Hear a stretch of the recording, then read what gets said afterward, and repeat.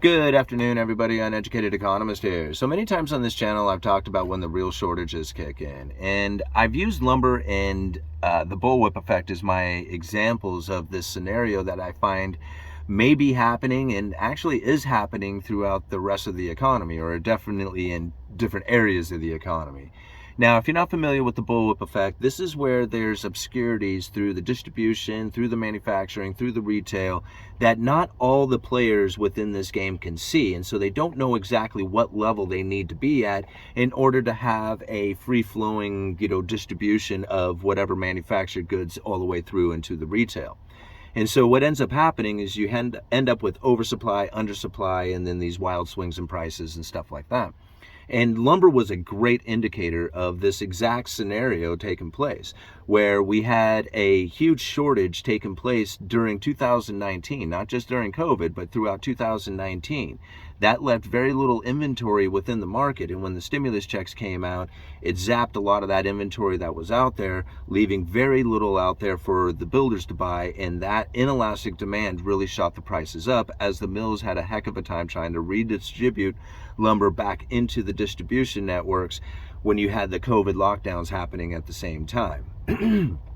So when this started taking place, the mills really started producing a lot of lumber, but it couldn't get through the distribution network. And so as that problem of getting lumber to the actual buyer had issues with the transportation and trucking and rails and everything else that was going on, the prices continued to climb as the inventory levels continued to build. Well, once the distribution network was reestablished and that lumber could freely flow through the system again, the prices immediately crashed, which shut all the mills down, which depleted inventory again, which shot the prices back up. And this sort of scenario is playing out over and over again. Well, right now we are sitting in a situation with lumber where the prices have come down quite a bit and the mill curtailments have ramped up quite dramatically. The price of lumber has not moved back up, but yet the inventory level keeps depleting, right? It keeps getting smaller and smaller. This is on account of the lack of demand that's happening out there due to the fact of the high interest rates and the new home starts coming down, right? So there's less homes being, getting started due to the fact that there's less home buyers out there. And if there's less home buyers out there, then you're probably going to have less demand for lumber. And with less demand for lumber, you're going to have the distribution network start to deplete itself, as why would you be producing something that nobody's buying, right? So now this is the situation that's happening with lumber. Now you can find it happening in all kinds of stuff. Take a look at the article I leave down in the description. We've already talked about the pork producers, and it's getting worse for them. During COVID, there was such a high demand for pork, right? All these people were at home, locked down, thinking that they weren't going to be able to get anything, and they're like hoarding up on food. And, there's this huge demand for pork taking place. At the same time, they had like lockdowns of meat supplier or meat packing plants, and everybody's getting sick, and they had to shut these things down, which made the distribution of pork through the system very difficult, and the prices ran right through the roof. Well, when the prices go up, people ramp up investment going into these particular industries in order to take advantage of those high prices. And once they ramp up production, then all of a sudden they find themselves that they are oversupplied. And that's where the pork producers are finding themselves right now. So very interesting, like what happened back in the lumber industry, like up in the British Columbia area, is that when prices back in 2018 had run up to $650 per thousand, what the government had done up there is that they were in salvage mode, allowing these mills to buy logs incredibly cheap due to the fact that the government had lowered the stumpage fee. Now, the stumpage fee is an input cost going to the mills. It's the tax that they basically charge the loggers to cut down the trees. Well, during the salvage mode, when the infestation of beetles was up there, they had the stumpage fees very low, so the input cost going to the mill was like very low, and the price that they were selling their lumber for was quite high. Well, when the lumber supply was pretty much had filled the distribution network up in 2018, and we saw that all these mills started shutting down, at the same time the stumpage fees had gone up. Okay, so think about this for just a minute. The lumber mills, right, who have been making lumber at, quite a high price, 500, 600 per thousand, had an input cost that was really low. They were doing quite well during that time.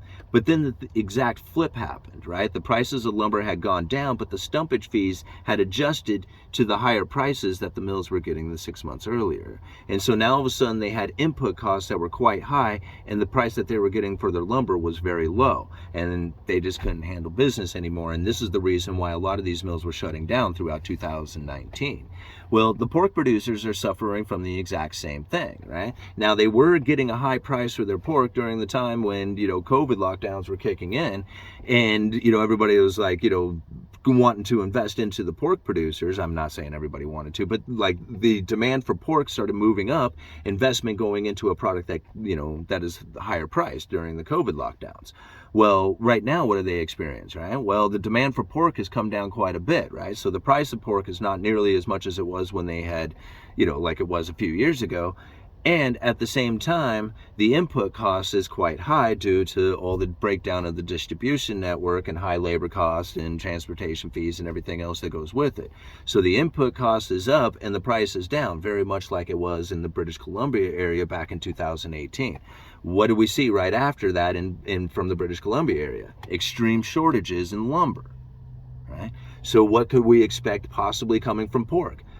Extreme shortages coming from the pork producers, as why would they produce more pork if they are not getting the price from it and the cost going into it is just too expensive and their profits are just diminished, right? No new investment. Why would you do that? It's just like, intuitively it wouldn't make sense. Now, if you go against that theory and you're like, yeah, why would I do that? And you actually do it, you're actually going to be producing pork during a time when nobody else is, because right now, why would you be producing pork when the profit is so low?